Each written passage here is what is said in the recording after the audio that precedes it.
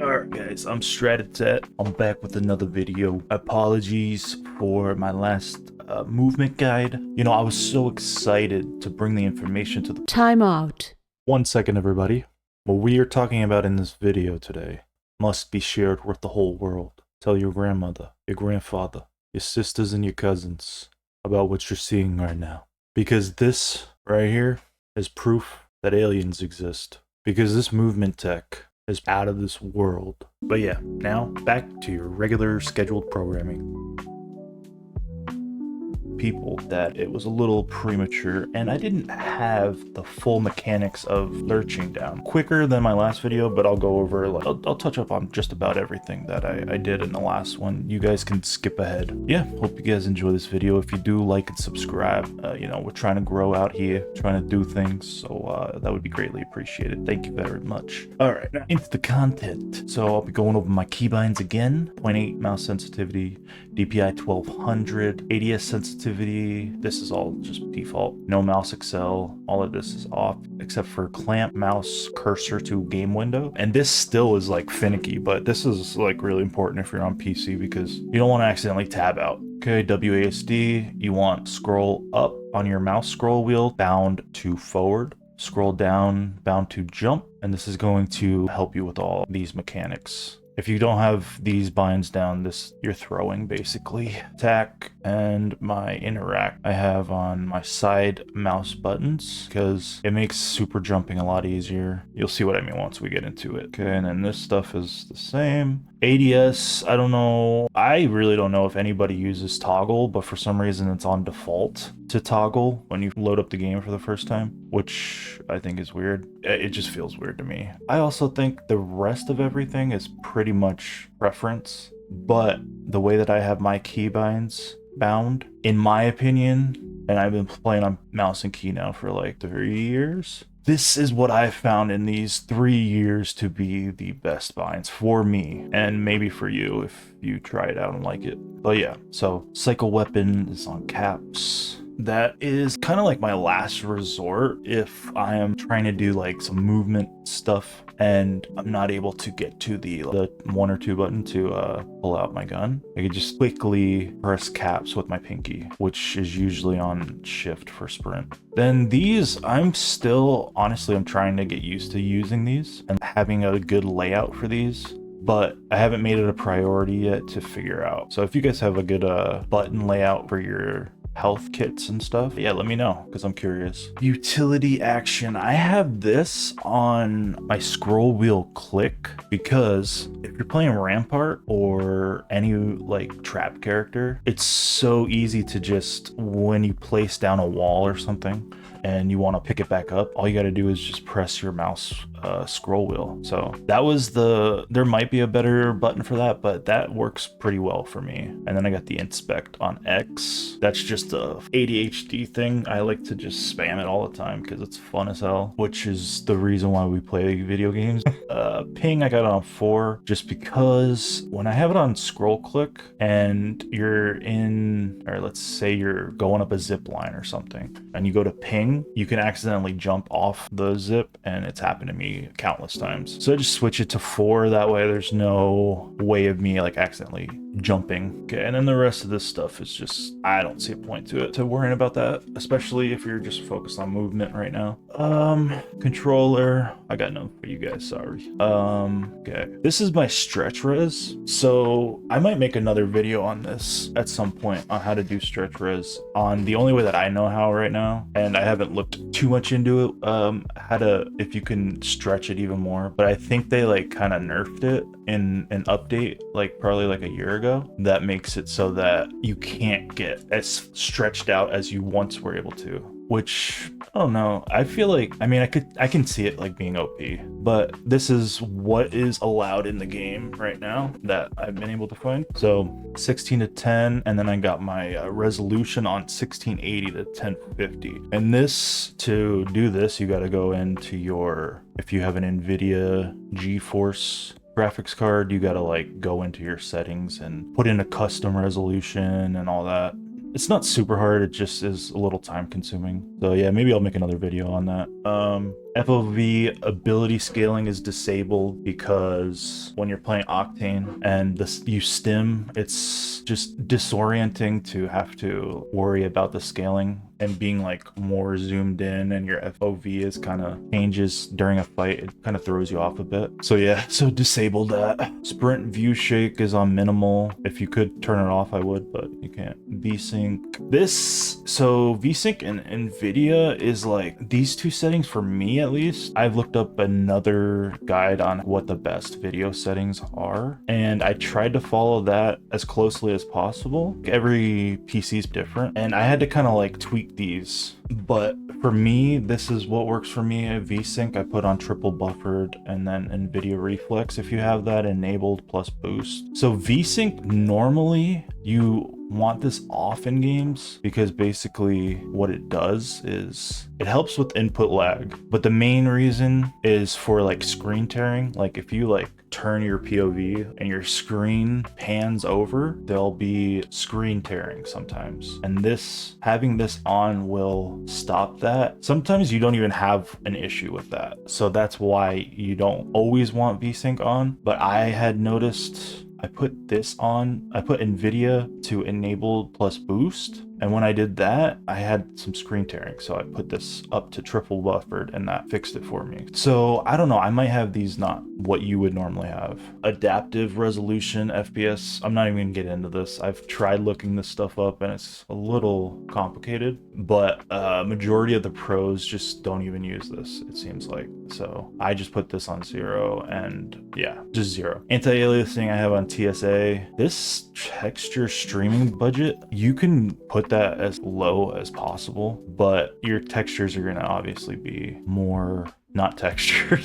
So yeah, I mean, you're trading off more RAM for like GPU responsiveness, possibly, depending on how good your computer is. This filtering is on anisotropic 16 times. I don't even know why. I forget why some of these are on here that I have, but this has been working. These settings have been working well for me, so I'm just gonna keep it, and I'm gonna show you what I have. Ambient occlusion disabled, sun shadow low. Everything's on low and disabled from here on out. You're basically trying to save your as much GPU as possible. I mean, it really helps with streaming because your PC is not using as much GPU, but it can also help you even if you're not streaming, because it can help your game run smoother if you don't have as high end PC to be able to run it at peak performance, you know? So yeah, if you're having any like issues with performance, then just turn this stuff down and it might help. So yeah, that's video. And now this stuff is all kind of preference. Oh, I should probably turn this down because that's annoying when it's really loud when you're spectating someone.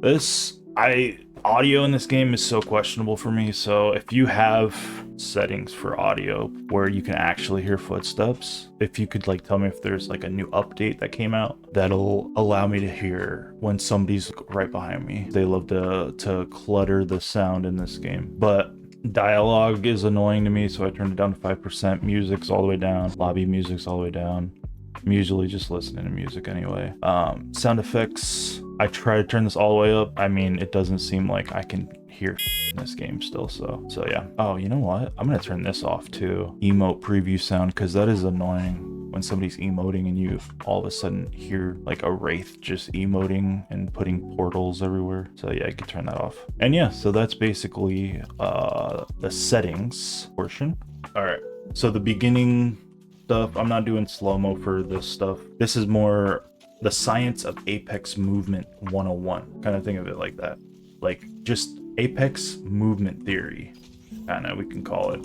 So the main goal of this video really is just kind of to go more in depth into how to lurch strafe, but I will just briefly go over like the beginning stuff again, just real quick. Super jumping, interact on a zip line, and then scroll down on your jump. Basically, you just want to make sure that you have interact and press jump immediately after twice. And that can work on controller as well. So yeah, that helps with getting up on top of things like this without having to take a zip. A lot of movement tech can be used really to sneak up on people, because instead of going up a zip, you still see it. I mean, we're in 2024, people are still just going straight up zips, but I'm sure it's because, you know, it's a lot harder to do this stuff on like controller, and most of the player bases is probably on controller. But yeah, just the element of surprise that comes from doing movement techniques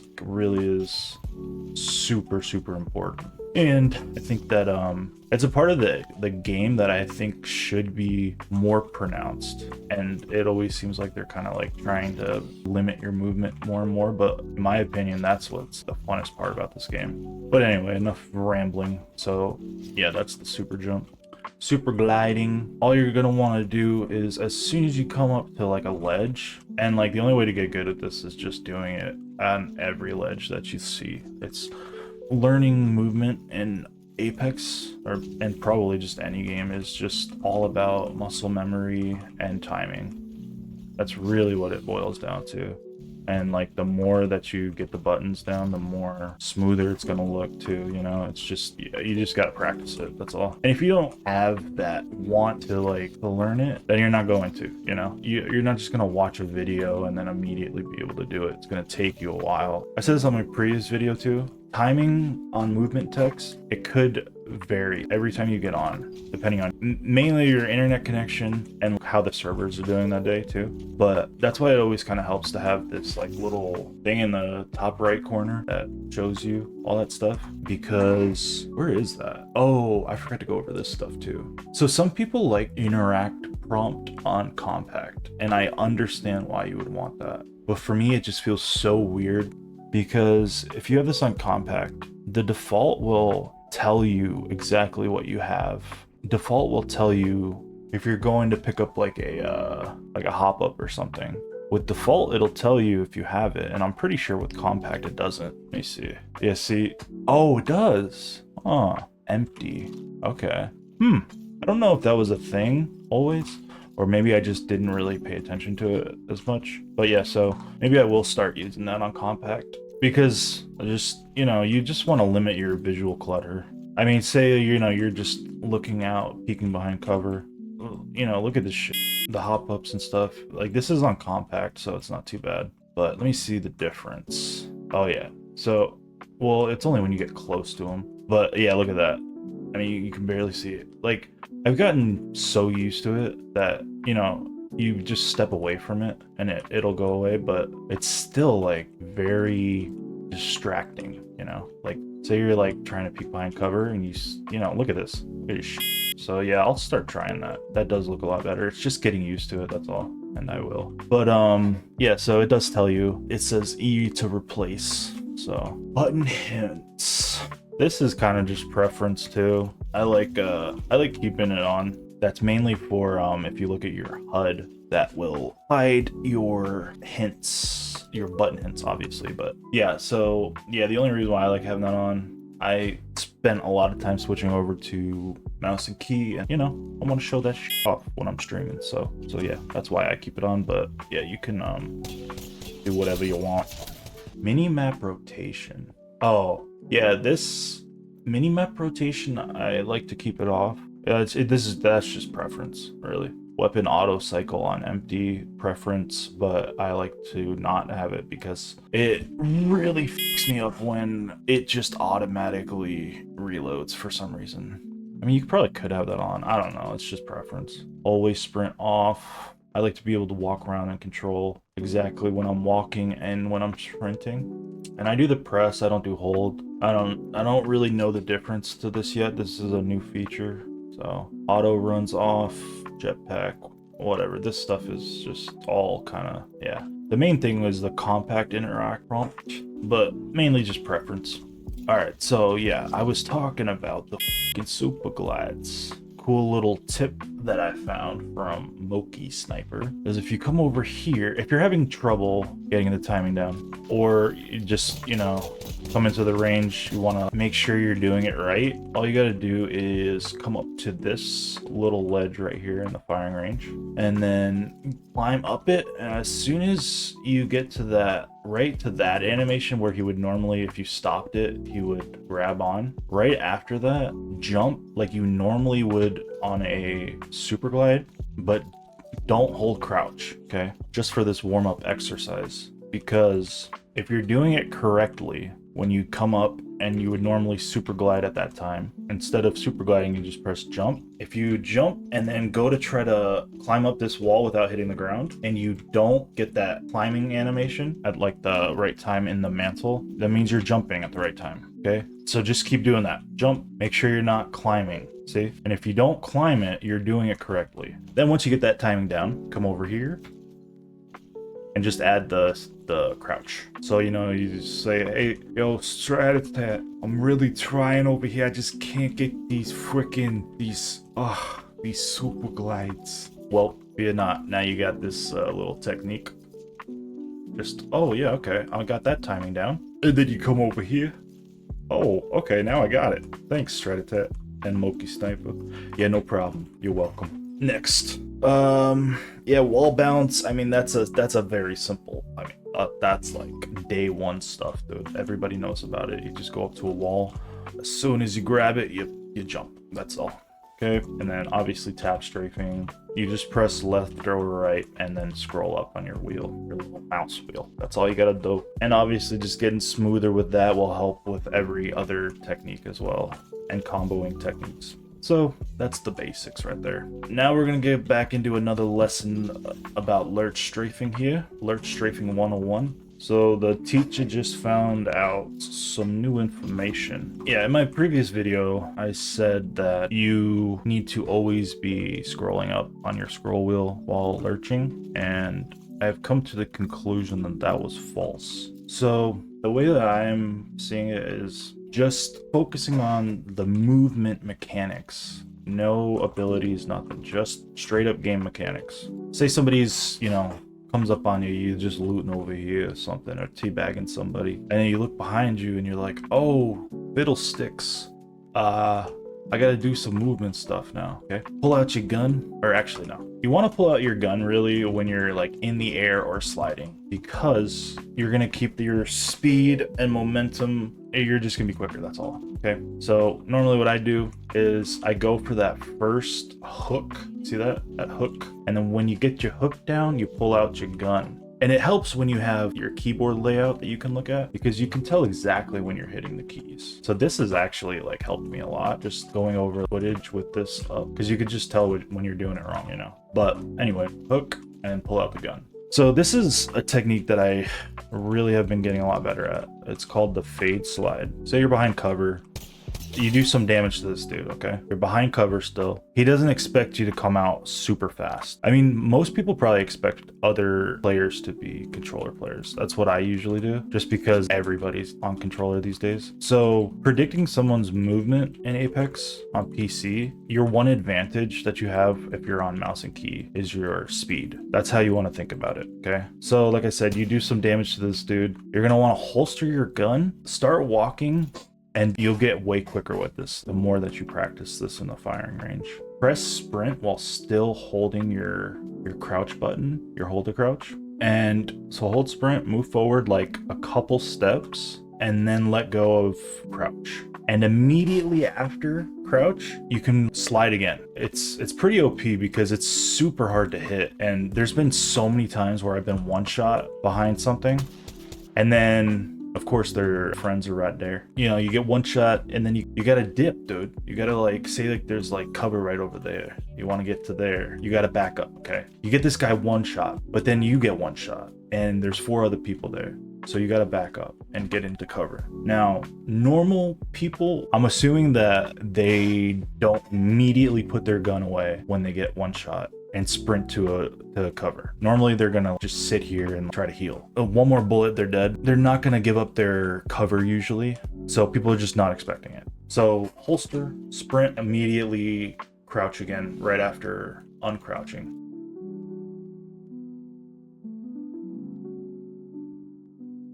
And look at that. This is so underutilized right now, I think. Once I started learning this, I started seeing a huge improvement in my gameplay immediately after I practiced this. So a lot of times I'll just come in the firing range I'll just pretend I'm just sitting behind cover. And usually like if I'm like 1v1ing somebody, I'll have, if you see some of my like clips, I'll have my shift. Like I'll just have my pinky on my shift button. Just because, just say that you get him one shot. Now, like I said, he's not going to be expecting you to just jump down his throat. So you're going to holster, sprint, uncrouch, and then crouch immediately after, and then one pump him to the face with a PK.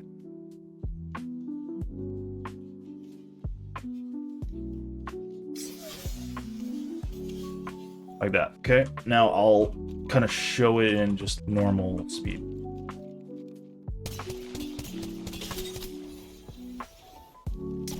Okay, well that time I didn't crouch, but when my clip is about to run out, that's when I'll crouch. One, you're just kind of getting behind cover to avoid getting hit, but also it kind of puts you in this position now where if you holster and push up, it's so easy to get in there, you know. So yeah, that's the underutilized fade slide, and that is going to help you with lurching as well, because it kind of goes hand in hand with it a little bit. And so this is even more OP with Octane if you have a stim, and I will show that now.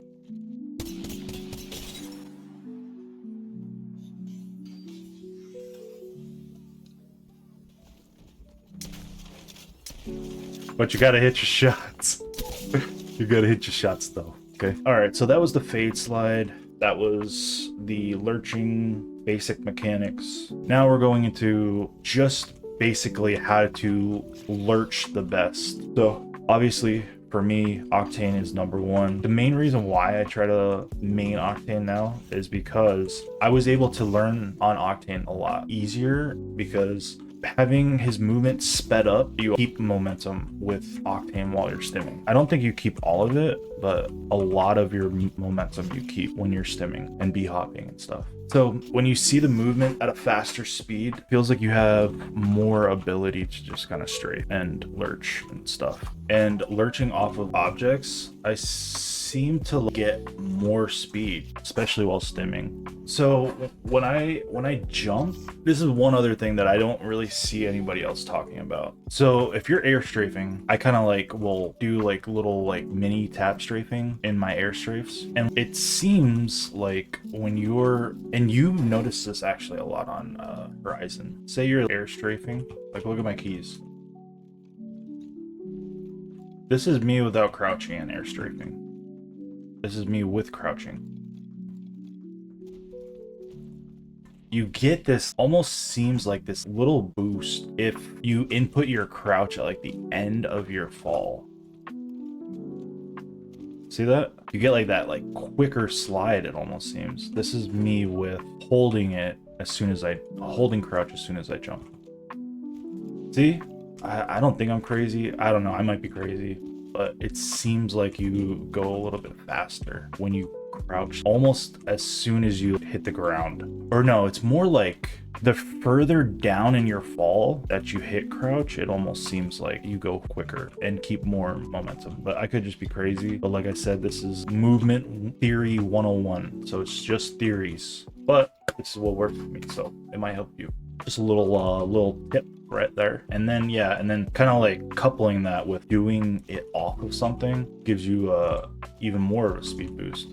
That's why if you practice lurching on top of these things, you kind of like maintain your momentum as you're like falling off of the sides. So if you utilize your surroundings as well, that can help you maintain momentum. That's about it. But I've come to the realization that you don't have to be tap strafing on every single b-hop when you're lurching. It's really only when you're trying to change directions is when you want to tap strafe, and only after you hit the W. As soon as possible to hit W when you leave the ground. I'm getting it down pretty good now. There we go. Oh, I got a headache now. Oh yeah, so when you do it, you can also look in the direction that you want to like. It's really complicated because it's done in such short amount of time that it's like almost hard to explain exactly what you're doing. But yeah, it really helps a lot more if you're not tap strafing the whole time or scrolling up. When I say tap strafing, I mean scrolling up on your on your wheel. Okay.